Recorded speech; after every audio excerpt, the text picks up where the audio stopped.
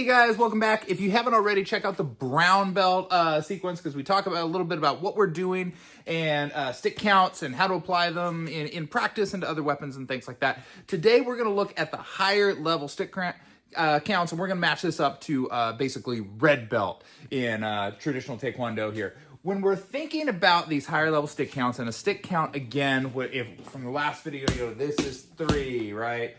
This is 4.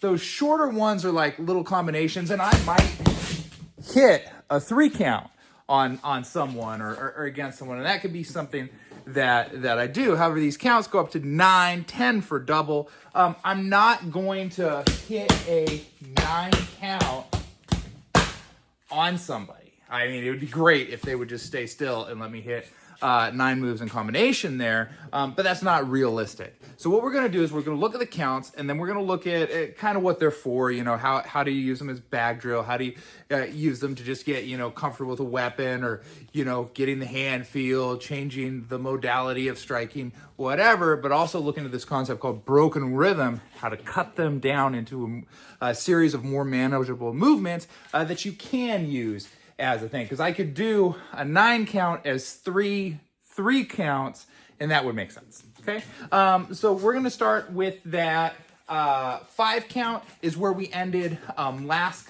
time, and that's that 4, 1, 2, 3, and then that double tap on 5. So 6 is very similar. We're gonna go high, low, back across, and then 2 on the bottom here. 7, we're gonna do everything through. So we're here, then back across the other way, and we're gonna go and finish high. 8, we're doing 3 up top, 1 low, 3 up top, 1 low, and then 9, we're here, flip it across, coming in, double tap, 8, 9, or excuse me, 7, 8, 9. 1, 2, 3, 4, 5, 6, 7, 8, 9. And those are our sequence of counts. Now, if you want these counts broken down more, check out my weapons playlist. I have an Escrima script breakdown. I go through these all slower and in detail so you can actually see what they're doing. That's not what I really want to talk about in this video. I just want to look at those sequence of combinations and how we can use broken rhythm to work them as practical application, because that's what this series of videos is about. Normally, these are made just to practice working the stick, right? So I'm coming in, I'm doing these things, I'm just practicing moving and working the stick.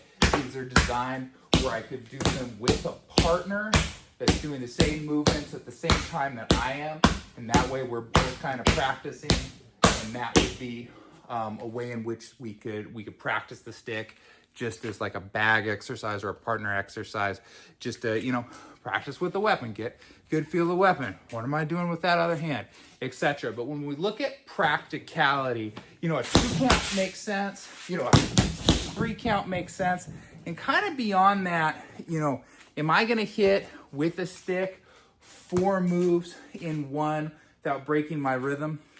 Maybe. But it's more likely that I'm going to break the rhythm somewhere. So if we look at that 6 count is 1, 2, 3, 4, 5, and then finishing up top for 6. 1, 2, 3, 4, 5, 6. What I might do is I might use the first part of that to get in and then work out from the other side. So I'm taking a break in the middle here, getting out, finish, right? So I'm doing this in a way where I'm controlling where the body is. So I'm coming in, and then I'm passing, get here. Now, that might be the end of it. I might continue working the circle that way, but the video camera is over there. So then I'm here, right? So now I've worked back over here, bringing the arm down. So I'm thinking about what I'm doing with this hand, boom. Okay, and I can do that with any of these counts. 8 is a very good example, because that 3 count here, snap down, gives us a natural break, because then I'm just going to do the same movement on the other side. So, you know, I could be using this really long, right, and then using here to come in, and now I'm in close. right? Or I could do it the other way. I could be in tight. Now I'm exiting, being over here. You know, that 9 count, you can use that, again, 9, 1, 2, 3, 4, 5, 6, 7, 8, 9. I could be doing 1, 2, 3, 4, 5, 6, 7, 8, 9. Okay? So we're using that concept, that broken rhythm, to just find a spot that the movement breaks down into a natural combination. So that was 3, right? Boom. 3, boom. For 8, for 9, I was doing 1, 2, 3, and then working in.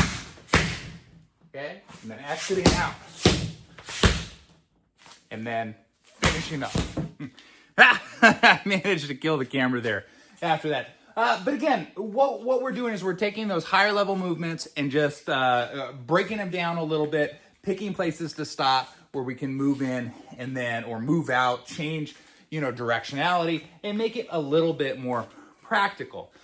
This really helps for solo training, because that way I'm thinking about, well, what is my opponent doing? But what am I doing with my other arm? I really like this dummy where it has the arms, because I can think about, pressing in and then coming over the top, or redirecting and coming underneath, or, however I'm doing these type of motions is really nice with the arms. I think I will upgrade at some point to get the one that has the legs, because I think leg strikes are very, very good.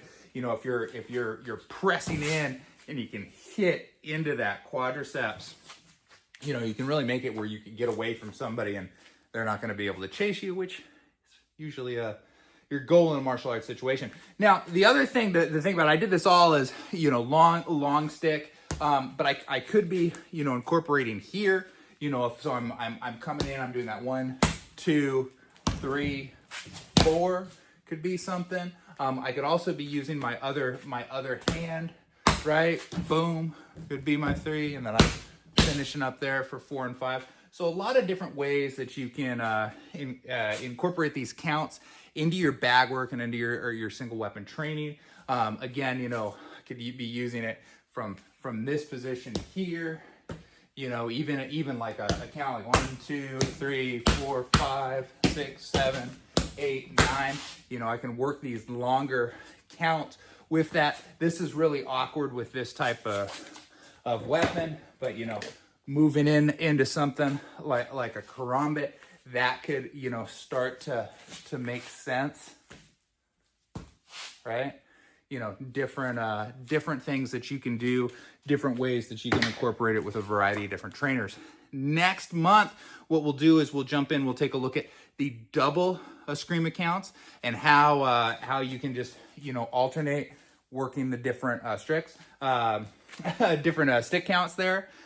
We also have a 10 count for that. The reason that we don't practice the 10 count, there is a 10 count for a single stick, but it's stupid, so we're not going to look at it. But the 10 count for double stick starts with we're hitting together here, hitting together here. So since we have this double stick at the same time, kind of sandwiching motion, doesn't really work as well with single stick. You can go 1, 2, 3, 4, and then 5, 6, 7, 8, 9, 10. But we'll look at that next month. So yeah, so there you have it. Again, check out the weapons playlist and the Escrima stick counts. I have some videos that really show the movements. I didn't want to spend 10 minutes talking about those counts when you can look at that on a different video. This is more training, and really the thing that we're looking at is change your distance while you're practicing combinations, change your angle while you're practicing those combinations, and think about what your offhand is doing in terms of, blocking, and how that's going to set you up to strike with the other hand. So if you can have a dummy with arms, that helps really well. This is that, they don't pay me or anything, but Century Martial Arts had this thing. It was on sale. I think it's normally $150. I got it off Amazon for, I think, $120 or something like that. So it's not bad. I think it's worth it. I really like it. This bob I've had forever. That's That's why you can stick your fingers into his face, because I've practiced a lot of eye strike techniques. But you can usually find a good punching bag on Craigslist or whatnot. And then before I did this, if you look at the older videos, go back to those one-step videos, I just tied some pool noodles to his arms. Those pool noodles cost me a couple bucks, and then an old hoodie that I had and some duct tape. So you can get inventive with it. So we'll see you next month. Have a good one.